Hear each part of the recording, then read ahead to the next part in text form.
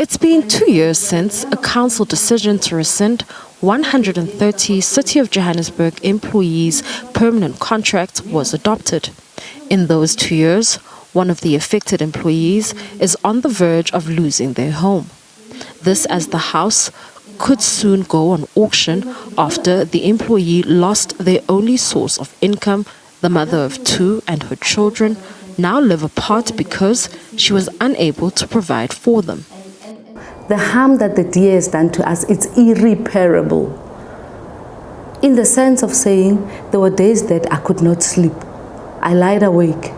I could not sleep thinking, how am I going to get out of this situation that I'm in? The stress that came with it, the embarrassment that my kids had to go through, to be given letters to go home and say, don't come back to school next week. How do you fix that? There's no amount of money that will fix what we have went through. That's what I'm trying to say. The money will come in and I have to go pay my debts. It's not money that's going to be lying in my bank account.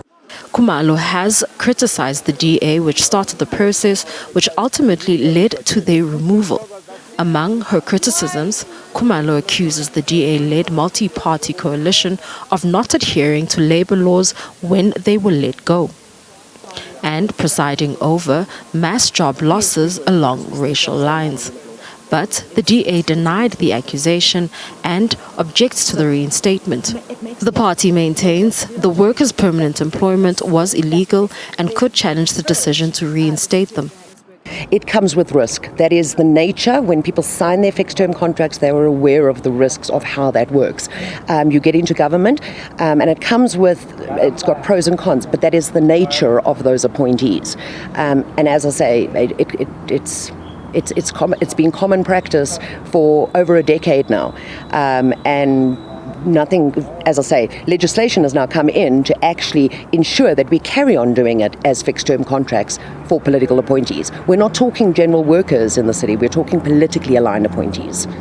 The DA maintains the decision to convert contracts of employees in the political office was part of the ANC's cadre deployment, an allegation the ANC has refuted, as employees belonging to other parties who were under the government of local unity were also affected.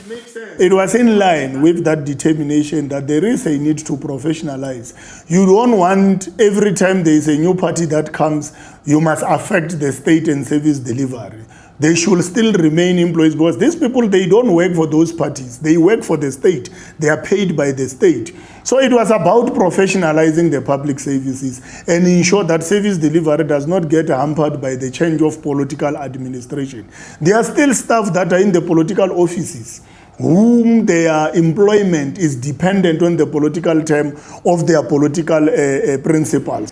Meanwhile, the government of local unity under Mayor Kabelo Kwamanda says they will abide by the court ruling.